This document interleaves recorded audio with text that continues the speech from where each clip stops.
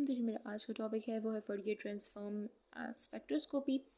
तो उसको मैं सिंपल फॉर्म में पहले आपको इस डायग्राम के थ्रू समझाने की कोशिश करूँगी कि इसमें किया क्या गया है। तो इसमें हम ज़्यादातर ना इंटरफेरोग्राम को डिस्कस करते हैं। ठीक है, हमारे पास जो इंटरफेरोग्राम है वो कुछ इस तरीके से कॉम्प्लेक्स स्ट्रक्चर होता है। यहाँ पे मैंने ड्रॉ भी किया हुआ है आपके लिए। ये देखिए, फॉर एग्जांपल ये मेरे पास इंटरफेरोग्राम है। इसमें डिफरेंट पैटर्न्स इन्वॉल्व होते हैं, डिफरेंट वेव्स इन्वॉल्व होते हैं और उन वेव्स की अपनी अपनी अलग अलग फ्रीक्वेंसीज होती है और वो सारे वेव्स कंबाइन होकर हमारे पास एक स्पेक्ट्रम की फॉर्मेशन करते हैं। तो ऐसी जो चीज़ होती है वो हमारे पास इंटरफेरोग्राम कहलाई जाती है। अब क्वेश्चन ये अराइज होता है कि हमारे पास ये इंटरफेरोग्राम बनता कैसे है। तो चलिए जी, आज हम इसी को डिस्कस करते हैं। तो ये मेरे पास क्या है, फोरियर ट्रांसफॉर्म इंफ्रारेड स्पेक्ट्रोस्कोपी का एक यू कैन से ब्लूप्रिंट है। ये जो चीज़ है ये मेरे पास इंटरफेरोमीटर है। इंटरफेरोमीटर का क्या मेन मोटिव होता है कि इसमें हमारे पास इंफ्रारेड सोर्सेज के थ्रू इंफ्रारेड रेडिएशंस इमिट होती हैं। ठीक है, बिल्कुल इसके आगे हमारे पास एक मिरर लगा होता है जो कि 45 डिग्री एंगल पे प्लेस होता है। इस मिरर का क्या काम होता है कि ये ना सिर्फ इस अपकमिंग रेडिएशन को अपने अंदर पास करता है बल्कि ये इस अपकमिंग रेडिएशन को स्प्लिट कर देता है into two beams of equal intensities. ठीक है, मैंने पहले क्या बताया कि यहाँ पर मेरे पास क्या चीज़ है, इंटरफेरोमीटर है। इंटरफेरोमीटर क्या काम करेगा, इससे हमारे पास इंफ्रारेड रेडिएशंस इमिट होंगी और इसके आगे बिल्कुल यहाँ पे 45 डिग्री एंगल पर हमारे पास एक मिरर अटैच होता है जिसको हम क्या कहेंगे, बीम स्प्लिटर। इसके दो फंक्शंस हैं कि ये ना सिर्फ इस इंफ्रारेड रेडिएशन को पास होने देता है बल्कि इसको स्प्लिट कर देता है इनटू टू इक्वल बीम्स जिनकी इंटेंसिटीज इक्वल्स होती हैं। ठीक है, अब यहाँ से कहते हैं कि दो तरह की बीम्स हमारे पास जनरेट होती हैं। एक तो वो बीम्स जो कि हमारे पास विदाउट डिफ्लेक्शन बिल्कुल स्ट्रेट जाती है मूविंग मिरर की तरफ। ठीक है, और दूसरी वो बीम्स जो कि बिल्कुल इस फर्स्ट वाले के बिल्कुल परपेंडिकुलर होती है और it move straights towards the fixed mirror और you can also say the stationary mirror. ठीक है, अब एक बीम यहाँ पे आई, दूसरी बीम यहाँ पर आई। अब क्या होता है, both of the beams move back exact to the same point which is known as the beam splitter। यहाँ पर आने के बाद हमारे पास इन बीम्स की क्या होगी, इंटरफेरेंस होगी। इंटरफेरेंस यानी ये आपस में मिलेंगे। अब दो तरीके से ये आपस में मिल सकते हैं, या तो ये हमारे पास कंस्ट्रक्टिव इंटरफेरेंस कॉज करेंगे और या ये डिस्ट्रक्टिव इंटरफेरेंस कॉज करेंगे। अब क्वेश्चन अराइज होता है कि ये हमारे पास हमें कैसे पता चलेगा कि ये कंस्ट्रक्टिव इंटरफेरेंस कॉज कर रहे हैं या डिस्ट्रक्टिव, और क्यों कॉज कर रहे हैं।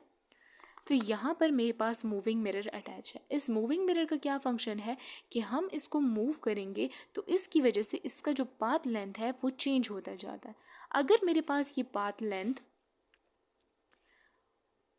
लेमडा 2 हो, एन लेमडा होगा, तो इसका मतलब मेरे पास कंस्ट्रक्टिव इंटरफेरेंस होगी। अगर ये पाथ लेंथ मेरे पास लेमडा बाई 2 हो तो इसका मतलब क्या है कि डिस्ट्रक्टिव इंटरफेरेंस होगी। कंस्ट्रक्टिव इंटरफेरेंस में क्या होगा कि जो क्रस्ट है, मेरे पास क्रस्ट है, वो आपस में एडअप हो जाएंगी और जो ट्रफ्ट है वो आपस में एडअप हो जाएंगी। तो मेरे पास एक बड़ी वेव बनेगी जिसका एम्पलीट्यूड बढ़ जाएगा और कंस्ट्रक्टिव इंटरफेरेंस मेरे पास क्या चीज़ देंगे, सिग्नल्स प्रोवाइड करेंगे जो कि डिटेक्टर डिटेक्ट करेगा। फिर इसके बरक्स अगर मैं डिस्ट्रक्टिव इंटरफेरेंस की बात करूं तो वो कब, किस सूरत हाल में मेरे पास डिस्ट्रक्टिव इंटरफेरेंस बनेगी, जब इस मिरर की मूवमेंट की वजह से पाथ लेंथ जो है मेरे पास लेमडा बाई 2 आ जाए। तो उसके नतीजे में डिस्ट्रक्टिव इंटरफेरेंस कॉज होगी। डिस्ट्रक्टिव इंटरफेरेंस का क्या मतलब है कि जब क्रस्ट दूसरे क्रस्ट को कैंसिल आउट कर दे और जब ट्रफ्ट दूसरे ट्रफ्ट को कैंसिल आउट कर दे, तो उस प्रोसेस में हमारे पास क्या होगा कि कोई भी सिग्नल डिटेक्ट नहीं कर पाएगा डिटेक्टर। ठीक है, तो यहाँ पर जो भी इंटरफेरेंस की वजह से या द कम्बिनेशन ऑफ बीम्स की वजह से जो चीज़ बनी है उसको मैं क्या कहूँगी, इंटरफेरोग्राम। अब समझ आ गई जो मैंने आपको यहाँ पे एक स्ट्रक्चर ड्रॉ किया था कि इंटरफेरोग्राम मेरे पास क्या चीज़ है। It is basically the combination of beams, it is basically the combination of beams of different frequencies that make up the spectrum, जो कि आगे जाके किस चीज़ की फॉर्मेशन करेगा, स्पेक्ट्रम की। तो यहाँ पर मेरे पास इंटरफेरोग्राम बन गया। ठीक है, अब क्या होगा कि ये इंटरफेरोग्राम जो है यहाँ से ये वाली बीम पास होगी और इस इंटरफेरोग्राम में मेरे पास दो चीज़ें होंगी, energy of the energy that's coming from the source, ठीक है, और दूसरा क्या, वाइड रेंज ऑफ वेवलेंथ्स होंगी, ठीक है। तो ये इंटरफेरोग्राम यहाँ से इस बीम के थ्रू पास होगा और सैंपल की तरफ जाएगा, ठीक है। द बीम्स देन ओरिएंटेड, या you can say the interferogram orient themselves towards the sample cell. Sample cell में मेरे पास मेरा जो सैंपल है वो मैंने रखा हुआ है। तो यहाँ पर कुछ अमाउंट की रेडिएशन, कुछ अमाउंट की वेवलेंथ और फ्रीक्वेंसीज जो है वो सैंपल एब्जॉर्ब कर लेगा और कुछ अमाउंट की वेवलेंथ को वो क्या काम कर लेगा, यहाँ से रिफ्लेक्ट करेगा, यू कैन से यहाँ से ऐसे ही बाहर आ रही हैं। तो यहाँ पर जो इंटरफेरोग्राम बन रहा है जो कि हमारे पास मुश्तमिल होता है एनर्जीज के that is coming out from the sample and also the wavelength of wide range of wavelength पर जो मुश्तमिल होता है, जिसको हम ओरिएंट करते हैं टू द सैंपल, वो सैंपल पे बम्बार्ड होता है और सैंपल हमारे पास कुछ अमाउंट की वेवलेंथ को एब्जॉर्ब कर लेते हैं और कुछ अमाउंट की जो है वो यहाँ से डिटेक्टर की तरफ जाते हैं। अब यहाँ पर जो इंटरफेरोग्राम रह गया, यहाँ पे तो मैंने कहा कि वो इंटरफेरोग्राम जो एनर्जी और वेवलेंथ पर मुश्तमिल होता है, लेकिन सैंपल कुछ अमाउंट की वेवलेंथ को एब्जॉर्ब करेगा।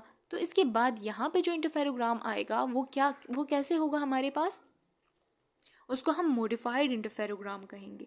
मॉडिफाइड इंटरफेरोग्राम से क्या मुराद है कि ये मॉडिफाइड इंटरफेरोग्राम हमें आगे जाके डिटेक्टर की तरफ जाएगा और इस मॉडिफाइड इंटरफेरोग्राम के पास ये इन्फॉर्मेशन होगी कि कितनी अमाउंट की वेवलेंथ जो है वो सैंपल ने एब्जॉर्ब की है और कितनी अमाउंट की एब्जॉर्ब नहीं हुई।